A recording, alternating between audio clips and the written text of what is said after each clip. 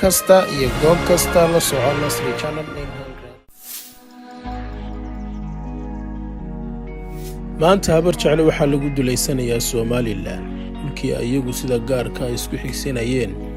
saraakiishoodii waxay noqdeen qaar shirqoor lagu laayo qaar loo diro furimaha dagaalka oo halka ku nafaya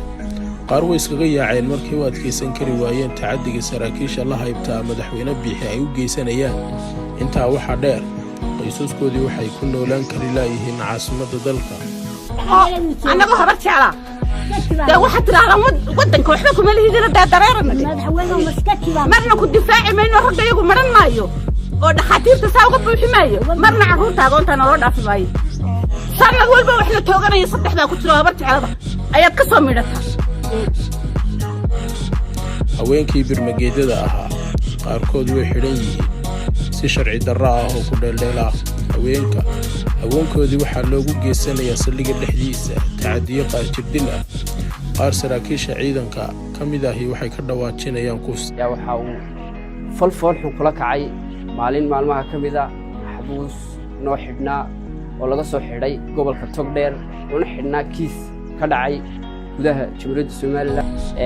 markii la soo gudbiyay saldhigga dhexe burco soo gudbiyay loo soo gudbiyay saldhiggayagii waxa dhacday waxa loola dhaqmay si fool xun waxa weeyaan waliba qof bashar oo gabadha bay ahayd si xun oo bini'aadanimada ka baxsanaya loola dhaqmay gabadha heer wuxuu gaadhay inuu farihiisa ula tago inuu mataqaanaa waxaan ilaahay aan sharcigu u banayn inuu kula kaco arrimo fool xun inuu taabtay inuu habeenkii saqda dhexe u geli jiray markhaatiyo iyo cadeymo saxna aan ka hayo waxa weeyaan waliba aynu soo bandhigi karno iyadii xiriir la sameyn karno la hadli karo iminka aan cadeyn karayo falka ugu weynaa kaasoo ahaa sidoo kale ganacsatadii habar jeclo iyaguna waxay ka cabanayaan dowladda Somaliland iyo wacdaadisyo dheeraada ay saartay laakiin maan filan maanta inuu qolo Mareykan iyo Ingiriis ka timi sidaas kale ila dhaqanto waxaan ka codsanayaa asalkan uu taagnaa saaka bakhaarada hooyadii shirkadda intuu dambeysana wata waxyaabihii barxad ka cabanayna banaanka u soo baxay waxaan ummadda islaamiyada u sheegaynaa xukuumaddaasi afaqran inay geysatay waxa weeye ognahay abaaraha dhacay xooli waa dhamaadeen geedka yar beeyada ah ayaa wax Soomaaliland ka soo go'ay jiray gobolkaas ka soo go'ay jiray mid Hargeysa ku nool iyo mid Burco ku nool iyo mid Berbera ku nooliba ayagay masaarifsan jiray maanta waa taasoo wax la leeyahay shirkadii aadan Cabdillaahi Cali oo kamid ah ciidanka booliska Somaliland darawalla ka ah gaari kamid ah gawaadhida ay boolisku ka howlgalaan ayaa shil galay maadaama uu ka soo jeedo beesha habar jeclana shilkii khasaarahaasi uu ka dhashay waxaa dusha laga saaray askariga qoyskiisa arrintaasi waxaa ka gadooday qaybo ka mid ah ciidamada qaranka ee Somaliland sidoo kale qoyska aadan ayaa aflabadii ka yeeray oo ugu horeeyo aabihii waxaan ahay Cabdillaahi Cali Bukir baan ahay ninka meesha nimanka lagu qaynay ninka dhalay baan adeer inamada dhashay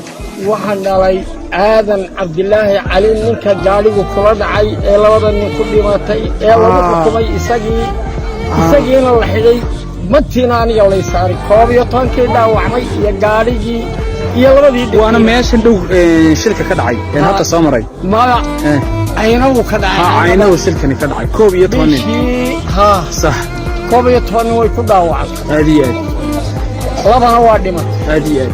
aadanna waliya toonbu ku ah waa ku dhaawacmay isagoo dhaawacii qaba aadiyaad waan cidi daweyn oo dhakhtargay yaa 4 sannadood inta lagu qaaday la xidho ka dhigo hadkii uu ku qulmay oo waa ka hadda lagu qalay gargaar yaal isbitaal gargaarka Hargeysa waa ka yaal sax intii wixii meesha ka dhacay khasaarahana adigu bixiraanay sax Bashiir oo isaga hoos uga yar oo aan dhalay oo dhalasho ku xigay uu ku soo dhaawacmay gooch cad buu ahaa ciidanka qaranku ahaa 5 dalood buu ka jabay sax waa ka maanta lagu qalayaa Dr. Ismaaciil Hargeysa وحكتشوي كل كاملك وحكتشوي بودة بالحدا وحكتشوي جعنتها بالحدا وما يبقى كايش صح هذا ربك كلام صحيح وانا يا مصدق صحيح halka waxa ka dhacay aadan cadaalad xumo weyn baan kaga tirsanayaa صح dawladda صح waxa qaatay ambiil racfaan baan qaatay هذه racfaankii markii aan maxkamadda geynay waxa dhacday in loo yibo oo maxamed kaahun yibi oo annaga ku qolay inuu shaqo ku leeyahay صح oo maxkamadii ka qaaday ambiilka صح ilaa maanta iyo maalintaana jawaab dama kala hay صح aniguna waxaa dhacay 4 sanadood mar hadibay baan leeyahay mar waan leeyahay هذه halkaa dhacay صح maalin qolo ninka iskuul taagay inamada هذه ee u tegay sax maaha lihi awoodaan u waayay هذه awood صح yaan u waayay هذه kooyada waxa halkaa jeesto iyaguna waa cuyaan oo halkaa صح qaraaraha caynkaas beerta uu helay هذه ما جانب si sharci darraa dalka ugu dhalatayba maxaa qaldan sidee waaye xaalku